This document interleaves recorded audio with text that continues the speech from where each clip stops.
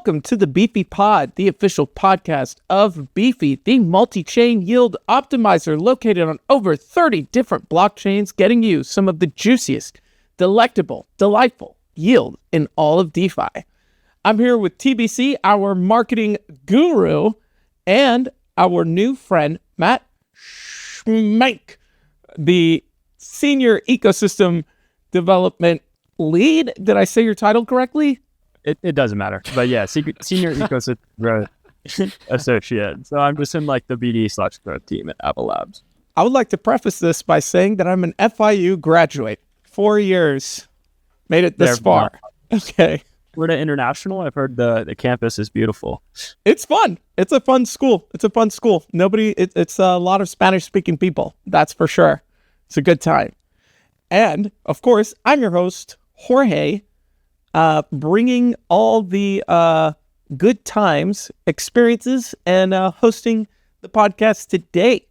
So, why do we have Matt here? It's because Avalanche is just an incredibly unique blockchain with a complex 3-layered architecture, 3 different blockchains, in order to bring you some incredible speeds, easy use, and now subnet technology that has been really elevating the gaming ecosystem, and it's making them really stand out.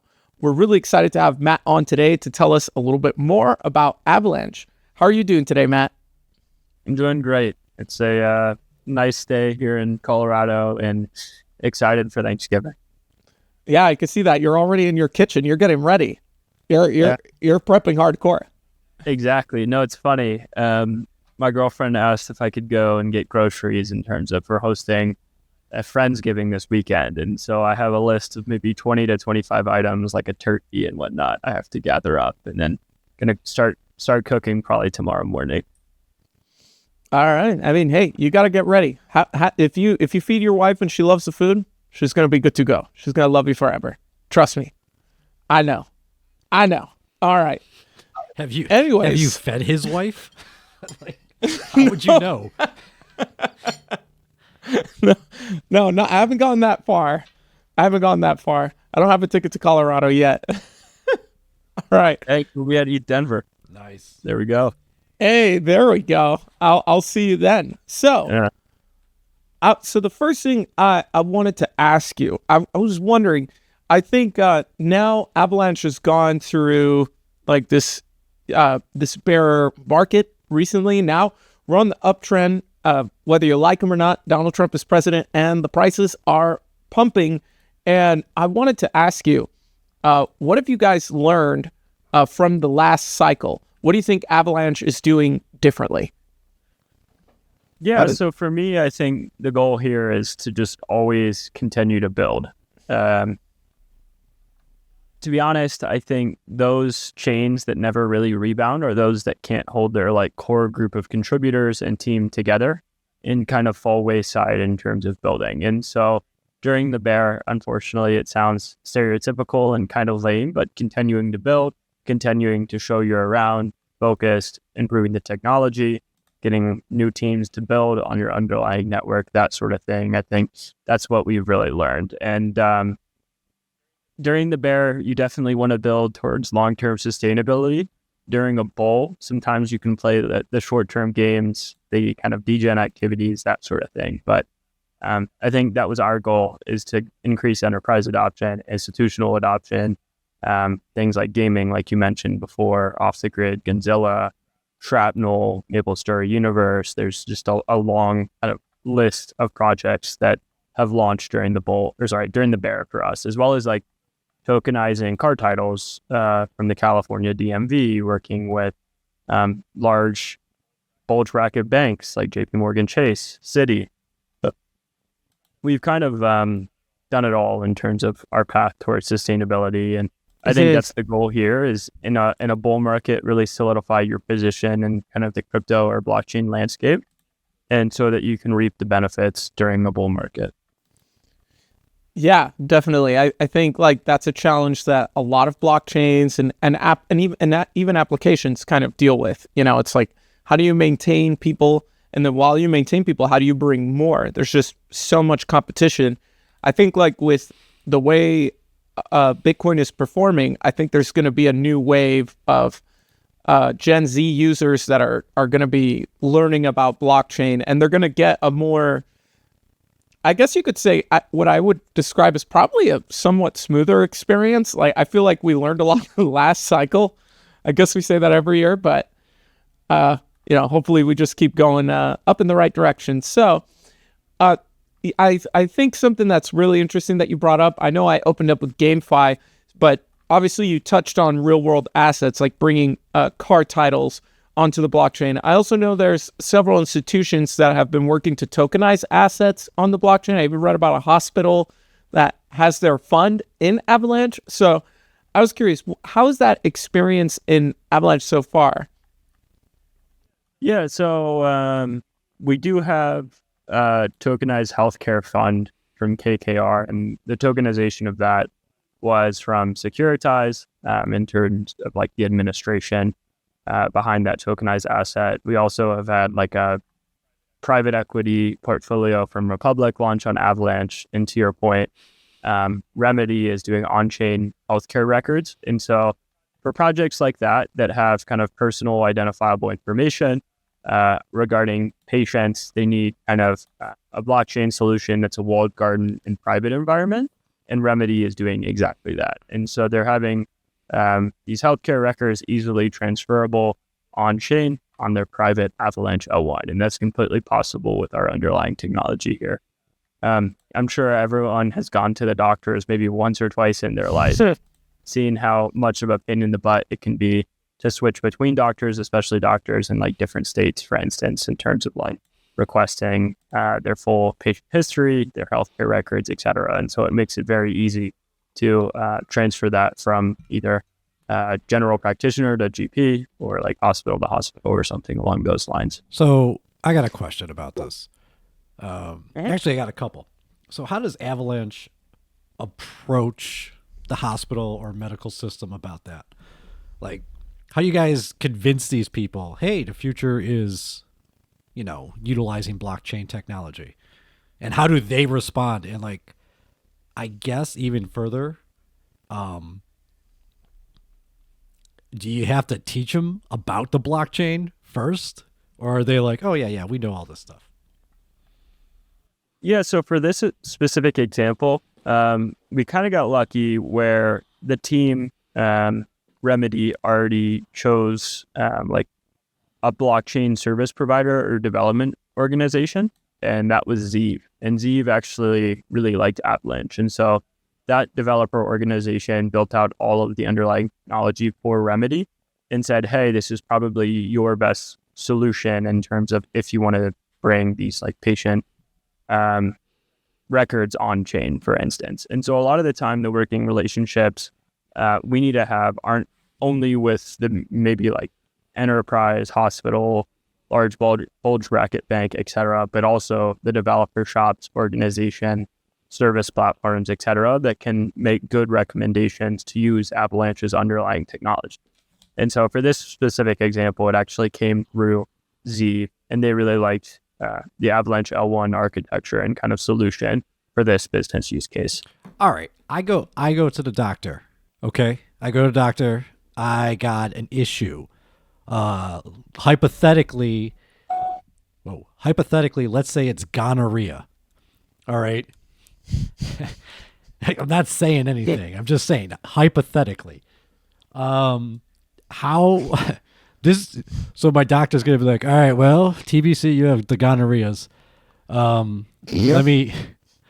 Let's tokenize this and place this into your NFT medical file. Is that what we're talking about here? It's actually going to go to your fully doxed ENS That's domain. Fantastic. And so everyone in the whole world knows that you have Well, gonorrhea. it's too late now. No, but yeah, essentially it's just using a blockchain as a record of account for specific patients. And so as a patient, you might have like an NTT's non-transferable token generated with your name, and then the metadata within it would show like prior medical history, procedures, vaccinations, really all of the above. And no one would be able to access that other than approved personnel, and that's held privately in a walled garden environment in their own private. I get hit by a car. Okay, I get hit by a car. You're so brutal. I'm sorry. I get hit by a car, and the paramedics come, and they're taking me to the ER. How does the ER know that I have gonorrhea? And they should. How do they know that I have gonorrhea without you accessing my seed phrase? Well, one look at you and they're like, "Yo, this guy has issues." No,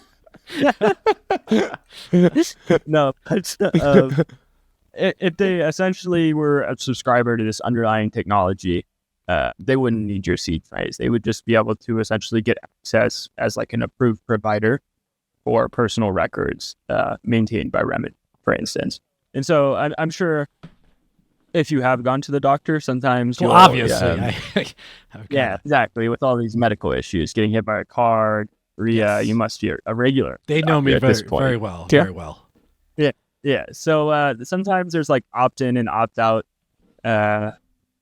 style of just random things. Like here in Colorado, for instance, I can opt in on like my blood work being used to identify if I have like genetic issues, and they can like basically use my own blood work to help others as well. And that's something if I don't want them to do that, I can opt out of it. And it would be similar in this use case, meaning like I'm sure it's up to the patient if they want to opt into this underlying technology. Then that'd be their choice at the end of the day.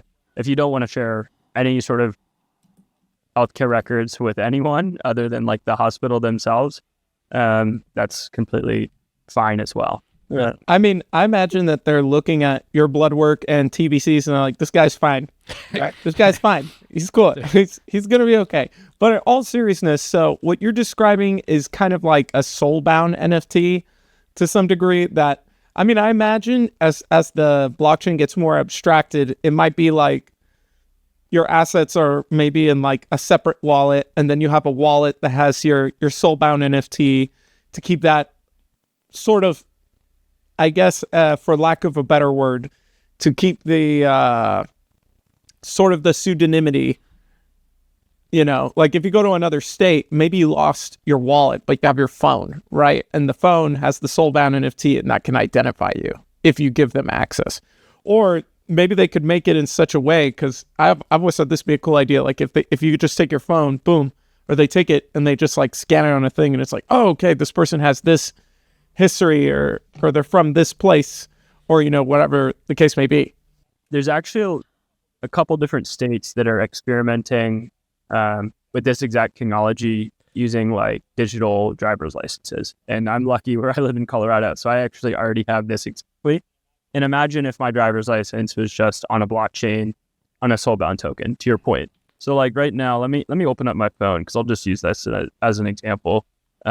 Here is my Colorado ID, and I can just hold this up to like any scanner, meaning if I want to go buy alcohol, I just hold this up, they scan it, says I'm 21, and that's it. Like, why is this not on blockchain, for instance? Like, that'd probably be the best piece of technology to use. And to your point, then you could do this for medical record and a variety of kind of great use cases.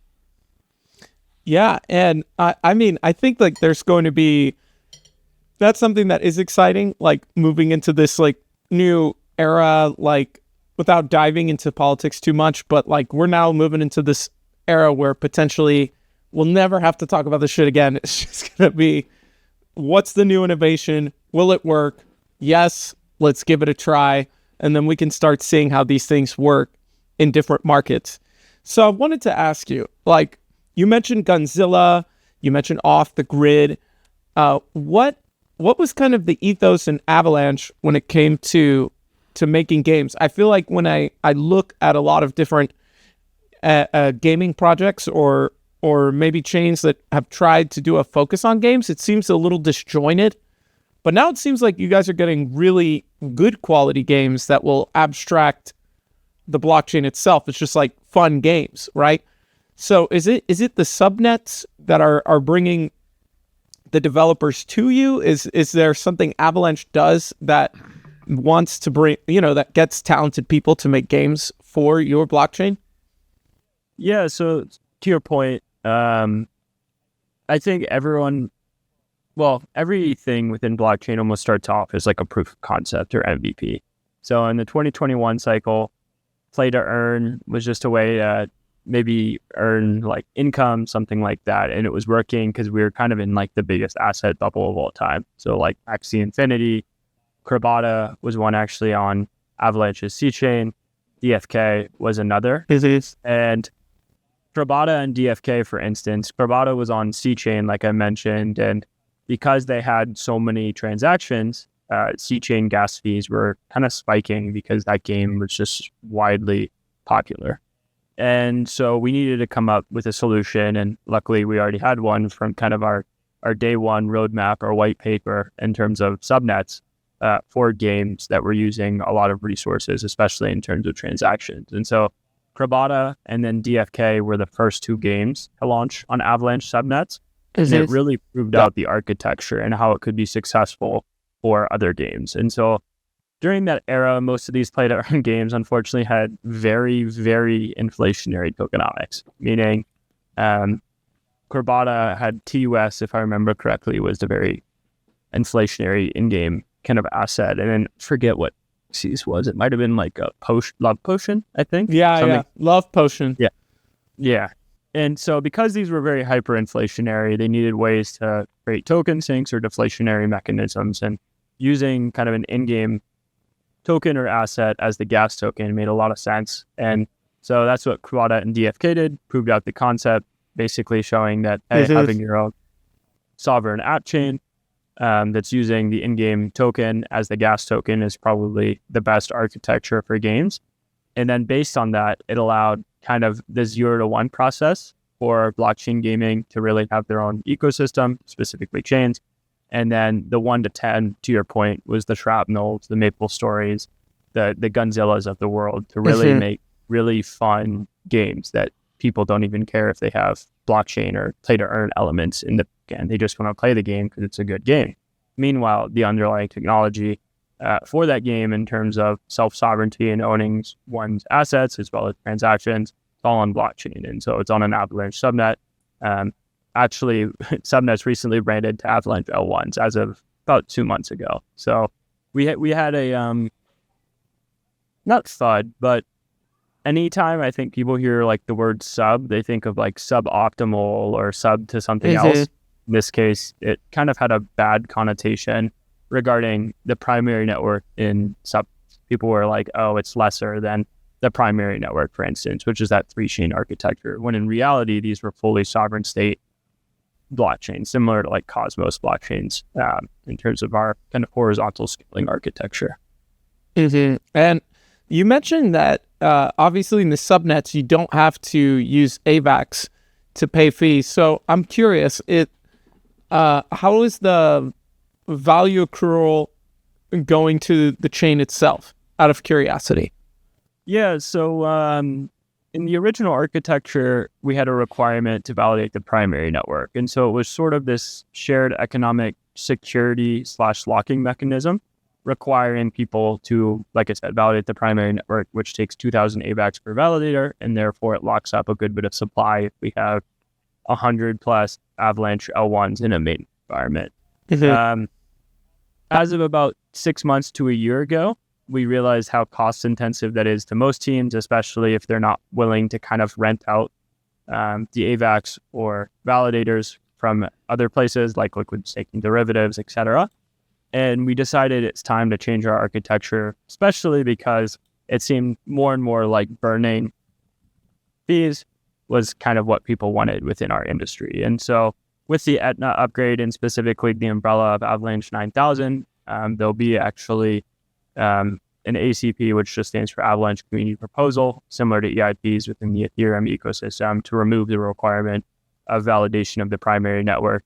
And we'll switch it to a pay-as-you-go model or Avalanche L1 validators. So each Avalanche L1 validator will pay somewhere between 1.3 to 1.5 AVAX per month, and that will be fully burnt instance.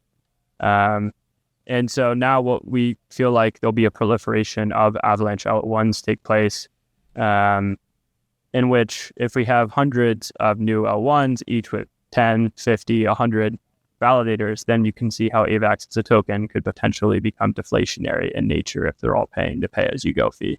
So we think lowering the barrier of entry will allow for more L1s to take place. More L1s hopefully means more validators. More validators means less Avax in circulation if it's being earned. Gotcha. All right. Yeah, that was something I was thinking about on my drive from Miami today. So the thing I like a lot about games is like games are a really easy way to be entertained. And like if something is really good, like if they're really enjoying it, then the underlying technology does not become as important. As you've seen Gunzilla and Off the Grid and some of these really headlining games in the crypto space right now have grown. I was wondering, are you guys like kind of dealing with like the learning pains from maybe people that just saw, I forget his name, the streamer with blue hair? Help me out here. Ninja, because I'm in my 30s, whatever. But it's a very embarrassing moment for you, Jorge. I know. I'm sorry, Gen Z. Gen Z, full stop. All right, full stop. Had no idea who Ninja was. But anyway, so as he plays these games, right, he's introducing an audience of like, potentially hundreds of thousands, if not millions of people that have never used the blockchain. So I'm curious, when they're playing these games, right, have you guys had any learning experiences from having to deal with like so many people that have no idea what's going on in the back end? Do they care? Like, are they suddenly like, whoa, I might be getting this token thing that makes money. I have no idea what's going on here.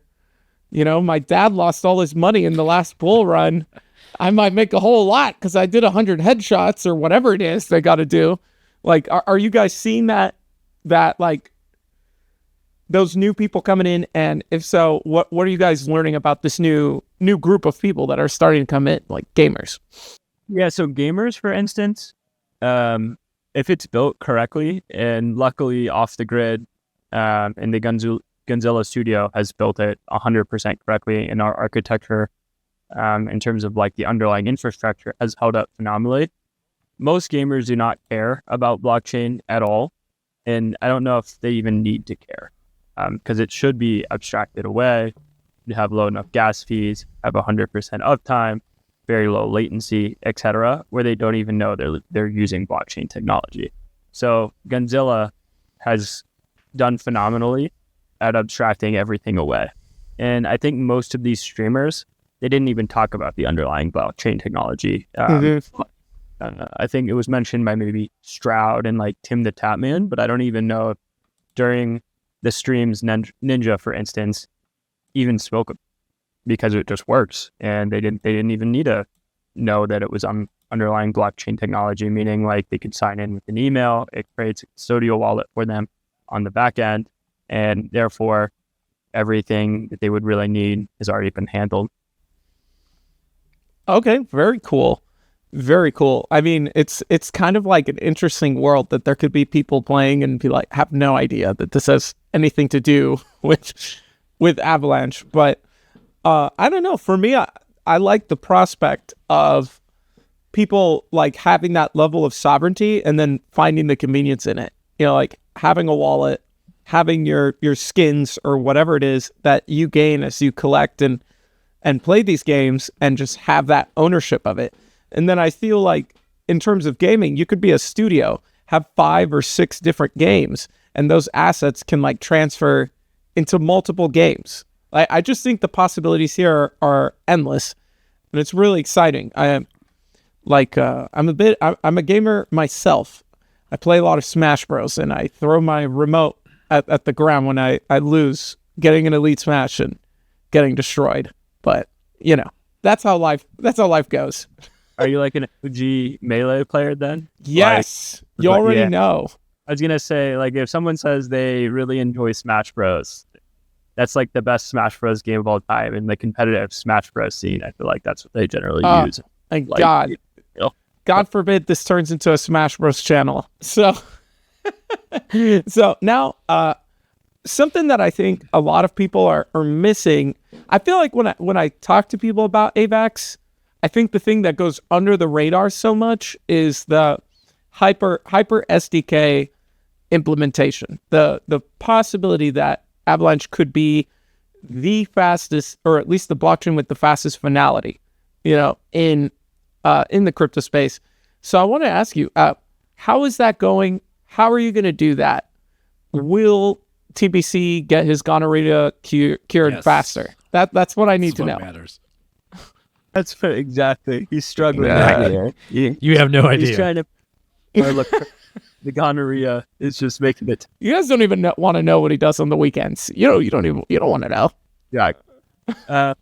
No. So the Hyper SDK is essentially a custom virtual machine framework for highly performing virtual machines. And to your point, in testing, this has sub-second, even half a second latency while maintaining somewhere between 50,000 to 100,000 TPS. And so people that develop using the Hyper SDK, these custom VMs, for instance, I think won't have any sort of scaling issues in a monolithic environment if it's actually done correctly. And it's kind of, in my opinion, going to be one of our main focuses from like an engineering platform technology standpoint in the next maybe 6 months, meaning once the Etna and Avalanche 9000 upgrade goes live, I think most of our main focus will be on the Hyper SDK and making sure it's kind of development and mainnet ready for people to experiment with. Avalanche already has one of the lowest latencies in terms of true time to finality, and this will just even improve that. And so we actually have interop technology called Avalanche interchain messaging. And because our time to finality on Avalanche L1s, as well as the primary network, is so small, Avalanche interchain messaging actually only takes like a second generally from what I've seen, like the fastest piece of interop tech in like all of blockchain. And so if you've ever used like Synapse, Layer 0, etc., sometimes you can wait because of block confirmation times or the underlying relayer network or something along those lines, when in reality, like it almost feels like you're just using one singular monolithic chain if you're using Avalanche interchain messaging. There was actually a good tweet about it yesterday from the first team that's implemented it, Dexalot, and it was showing that it only took 1 second to bridge a transaction from the C chain to their Avalanche L1. Wow. So, the Hyper SDK is kind of like so is it a new version of the EVM? Like, is it improving on the EVM itself? Not right now. So most of it is done within Go, but technically if you wanted to, you could try and recreate the EVM using SDK. So it's not necessarily similar to like Monad, which is trying to do like parallel execution with localized fee structures in terms of the EVM. It's actually kind of a new programming, like not new, but it's Go as well as virtual machine environments. So you could even build like a Solana VM using the Hyper SDK, some sort of Rust-based VM, like a Cosm, something along those lines. So it's more of a highly performant framework for building other virtual machines. And we've had like Vrix and Vilmo as well, which is kind of that engine for facilitating building of those other virtual machines. So basically anybody from any background in blockchain could effectively come and start building on Avalanche. Am I understanding you correctly? That's kind of our goal, meaning if you just be a dApp builder, build on the C chain, which is an essence of the EVM, and you just know smart contracts, like go for it. That's completely possible. Or if you are a dApp builder that wants to have your own blockchain, we do have a managed service arm called Ava Cloud. And that's another way that teams can get their own blockchain and then just be dApp builders, for instance. And like I mentioned, we are trying to really target anyone that wants to build within our industry. And so because of that, we've created very low level architecture, meaning the Hyper SDK is a great framework for building custom virtual machines. And Avalanche L1s allow for custom virtual machines and are totally virtual machine agnostic. And that actually applies to our interoperability platform as well, meaning ICM is also VM agnostic. And so you could have an EVM chain communicating with a Solana VM chain or a different chain. All they have to do is really register their BLS keys to the P chain, and the P chain almost serves as a registry chain for that interoperability layer. Cool. Damn. It gets interesting, I think, as it goes on in terms of being low level enough where it can facilitate almost everything. And I know that sounds like a cop-out answer, but No.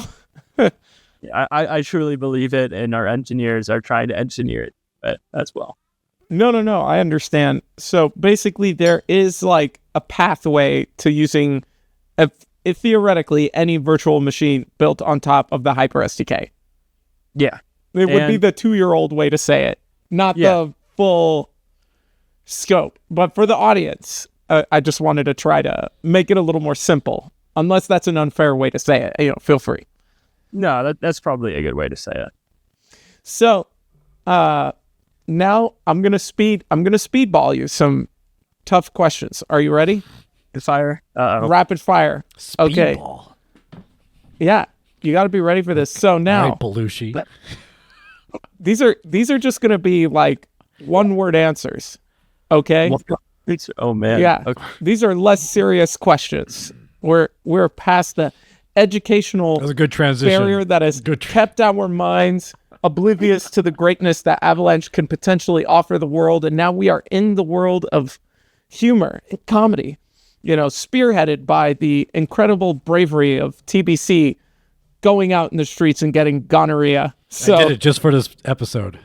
he did it just for the episode. Firsthand. And got that was even more impressive. You try picking up gonorrhea in the streets without getting hit by a car. So I'm going to ask you some quick controversial questions, and you got to answer them fast. Mm-hmm. You only got a second. So gun to your head. That's as long as it takes to change. You got $1,000 in your wallet, and you can only choose one of these two cryptocurrencies. Oh, God. I'm only giving you two. You got to choose between XRP and Cardano. Okay. Go. XRP. Okay. Interesting choice. They've already won a lawsuit. Let's go. With the SEC. And so I don't know. I think ADA is a little bit more vaporware than XRP, but these are one answers, and so I'll go quick. Okay. I appreciate it. Okay. You gotta choose someone that's gonna sit next to you on your computer while you are building an application. Okay. This is the ultimate choice. Okay. Who's gonna get you the better yield? Is it Dokwon or Alex Mashinsky? Go. Dokwon, of course. That was an easy one. Yeah, that was an easy one. Fair enough. Because Alex basically used Luna on the back end anyway. So, good answer. Have you ever? Who was it? There's a YouTuber that did a great Dokwon joking video, and you have to watch it because it came out 2 or 3 months after Luna blew up, and it just talks about the "at my hand, die will die" and all of the and so I'll have to get the link after this and send it your way. Yeah, no, for sure. I'll link it below so people can understand this reference, this very obscure, unique reference that this gentleman is referring to. Content of all time is why I bring it up. Whenever someone talks about Luna, I'm like, this is a funny video. So no, dude. All right. Are you ready for the toughest one? All right. We're gonna see some potential heated comments on this one. Gun to your head. Ethereum or Solana? Go. Solana. Oh my God. Ooh! TBC's gonorrhea just went haywire. The burning. Now, Wait, are you talking to token or for actual anything else reasons? Jorge, you didn't clarify. No, I said gun to the head. I didn't ask for any clarification. Okay. Whatever. I worry, for my explanation for this one, I worry that Ethereum is losing the plot in some regards. I don't know if you saw the DevCon roadmap through 2032. And 2032, and what is that, 8 years? 8 years in crypto years. who even knows what will happen in 8 years? Yeah, I mean, we all know that Solana isn't lasting 8 years. So let's just get it out of the way. Exactly. No, I think they need to kind of fix their narrative. I prefer EVMs, is what I'll say. Like, if this was like there's a lot of aspects of this question that like you kind of have to go into. Like, from a retail user perspective, I like generally use a hardware wallet, and I'm much more familiar with EVM chains and like EVM based apps, for instance, meaning I've used a variety of L2s, a variety of EVM L1s, as well as mainnet, etc. But I think at least Solana knows exactly their clientele, their narrative, etc. right now, which goes a long way. Like, you go to Solana at this point to be a retail Zoomer gambler on memes or something like that. And like, it had very, very low fees. And talk about staying power right there. Exactly. I don't know if it depends also on the time frame for this question. But yeah, there's a lot of aspects to think about. But if this is like in the moment on November 21st, 2024, I think Solana has it better than what imagine does if my gonorrhea records were on Solana. Right. Just it would have been turned into a meme coin on Pumped Up Fun, and then I would have rugged everyone. Yeah. And then the chain would it would just shut off. It would take a day off. Yeah. It's like, God damn it, I can't get his records. Exactly. The car accident, it's like, oh man, this man's all types of messed up, but can't even get his health care records. Will my Avalanche medical records work on a Solana phone? That is a very, very powerful question. The Solana phones, they have EVM support because they have Phantom, right? And Phantom supports EVM. Yeah, you're right. I do believe that the Solana phones, I guess I haven't owned one. And I don't own one. No one owns a Solana phone. If you're out there, let us know if you've actually bought a Solana phone. This is a great phone. It's an iPhone. It's probably made in China, and it works fine. Yeah. I'm pretty simple, but I do appreciate the way they're thinking. It's kind of like how you guys are abstracting blockchain for people playing games and, potentially real world assets and like several other things. Solana, I think, is trying to expand in a way to the everyday user. And I think that's what everyone is doing. The question is what's going to be the approach, right? And I think the challenge, and it's why I hold both in my portfolio. I think like the challenge is that Ethereum has like some of the most incredibly intelligent developers by far. Like DevCon was like nothing but geek talk. But likewise, I think it's just harder to bring someone onto an L2. And I mean, Base right now is basically like the ultimate L2 at the moment. It seems to be getting the most channel in all of crypto. Like if Base, exactly, if they can't onboard the most people, we have an issue because that they have like I mentioned, through the centralized exchange and kind of Coinbase Smart Wallet, etc. Can we just talk really quickly here about Ethereum and their ability to market themselves as the least coolest people in the history of the world? Like, listen, Vitalik, we get it. All right, you did something. Now, maybe just go away. You're just not cool, and I'm sorry. And the rest of you guys, what are you doing? There's a reason Solana is winning. So, and it's funny because I think everything comes back to like drama and arguing. And Cosmos went through this exact same thing, and they self-cannibalized themselves for the past like 2 to 3 years. Because Ethereum has the same issue, where they have a narrative crisis, and not only like is that an issue, now they're all just arguing over things that 99.9% of people do not care about. L3s, L4s, different sequencers, permissionless fraud proofs, I don't know, intra-block sequencing and communication. Yes. Like people are like, what do you guys nerd stuff? Nerd stuff. Yeah, not even nerd stuff. Nerd stuff that's like so far from being relevant that it shouldn't even matter to any. And it's like what they love to focus on. It's like, guys, like, it's a blockchain. It should work. It should not cost a lot of money.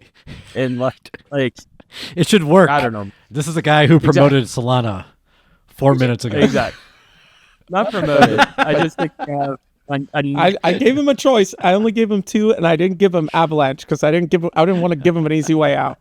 Well, not only that, I just think it's a narrative issue. And once they get it sorted out, I think they'll be fine. And once they stop talking about things that no one cares, fine. But until they stop arguing about all of this, and like, we're in a bad, not we, because I'm not like the Ethereum Foundation or anything, but Ethereum in general is kind of in a weird spot. Like the restaking narrative, for instance, and like AVS and all of that, I feel like that was like an 8-month narrative hyped up to be like the next coming of Jesus, and now it's already like down on the other side, and like no one cares about it. And so I don't know. We'll see what happens, but that's my opinion as of right now. Is like they just need to focus on like the core aspects, their main community, and like appealing to your stereotypical retail individual that doesn't care about I don't know, really crazy underlying architecture or something. I think if anything, I think it's like TBC said is it's just the messaging, you know, like the technology is there. It is an incredibly like stable, safe chain to use with like the most TVL, and is reliable in that security sense. And I think that they've built like a user base of like, I don't want to say like everyone's an elitist, but if you got like $1 million plus in Maker to borrow DAI or something like that, not Maker, I forgot they changed their name, but you get what I'm saying. Oh, I thought they changed it back. Yeah, they tried. I was actually. They changed it back. Okay. Yeah. Okay. Maker, Sky to Maker, and I don't know. I think it's actually going back to Sky, from what I've heard. But yeah, whatever it's called these days. I think got a question. Wait, here you go. Gun to your head. Gun to your head. Good. Gun to your head. Who made the biggest brand mistake? Was it Maker or Jaguar? Was the Jaguar thing real? I actually don't. It's real. It's real. It's real. It is? Okay, because I was clueless if it was real or not. Man. I mean, I have an answer. People actually use Maker, though, unlike Jaguar, who is only just driven by dentists. I mean, I don't know. If I could give in the defense of Jaguar, which I never thought I would say, is you know, everybody's now talking about him. Like I feel like I haven't talked about Jaguar in a long time. If anything, just sometimes the battle is just getting in the faces of people. I mean, I know this has nothing to do with what we're talking about, but like, look at like how successful like Logan Paul, KSI, like Jake Paul, and no matter how stupid, no matter how dumb, no matter how crazy, no matter how scammy, just by being in the narrative 24/7, people just want to see them. It's like hate watching. I don't know. It could be one of those things where they turn it around, you know? Publicity is good publicity. Exactly. Jorge, are you saying that this is a recommendation to Ethereum to put out the most woke anti-crypto commercial ever? I don't know if it woke and I mean, if I'm being honest with you, when I went to what was it, Decentral Miami in like 2021? 2021. I mean, how old are you? That? Oh my God! I know. You're not a crypto old man. No, but when I went there, I will never forget. I mean,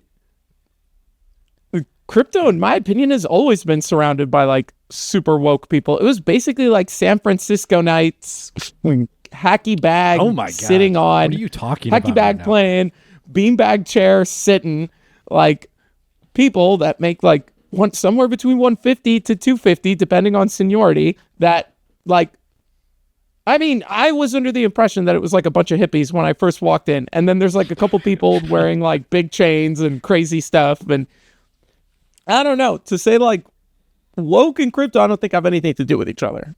That's my thought. And I think Jaguar, I'm waiting. If the car looks cool, if it's got good mileage, if the thing doesn't break, it could work. It's a British vehicle. How can it not break?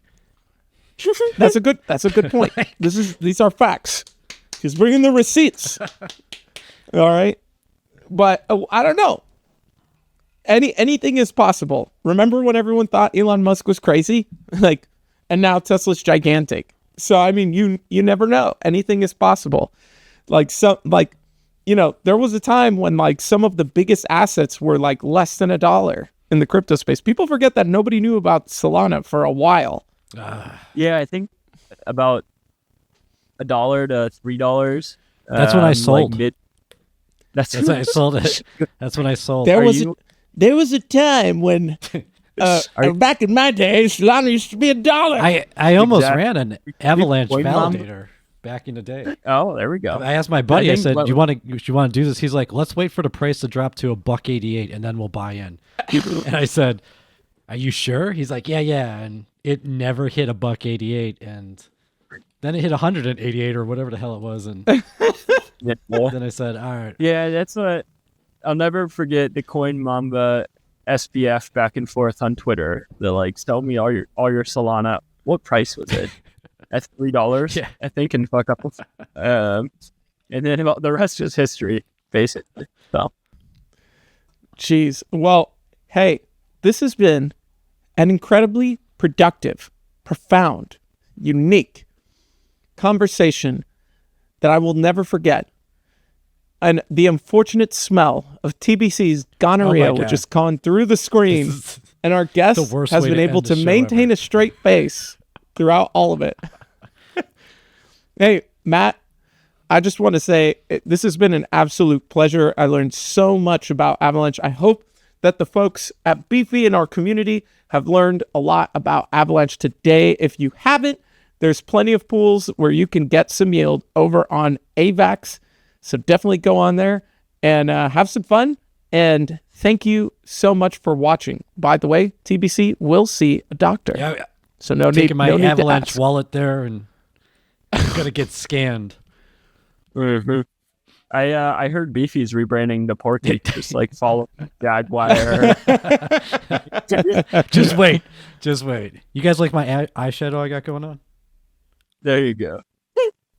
For those of you watching, TBC has changed his appearance slightly every couple of minutes or so. He's making sure we know he's in a boyfriend. Yes. But I wanted to ask you, Matt, for the audience, is there anything you want to leave them on? Is there any wisdom you want to impart? Some fun things you want to mention about Avalanche? Relax. That's the next meme coin. Exactly. No, all I want to say is definitely try out Off the Grid by Gunzilla. As Jorge mentioned, it was a very, very successful game. Probably one of the most fun crypto games that I've played. Also, pay attention to Avalanche 9000 related updates. We already announced Retro 9000, which is a developer-focused grants platform, but also there's a user-focused on-chain incentive platform coming here soon. And so be on the lookout for that. And I think I've never been more bullish, at least on the tech roadmap for Avalanche and what we have coming in the next couple months. Very nice. Beautiful. Thank you so much for coming on. We appreciate it. Have a great night. And everybody, your bags are pumping, probably, because that's what's going on. Unless you're on Ethereum. Please be careful. Christ. Just because the bags are pumping doesn't mean you don't want to. Just be careful. Not financial advice. Nothing here is financial advice. Have fun. Cheers. Are you jinxing it? The prices are going to be like zero right now. No. Oh, Lord, I hope not. No, I mean, check. I'm trying to leave them on a good note. Whatever. Be safe, everyone. Have fun. Thank you so much for coming on, Matt. Cheers.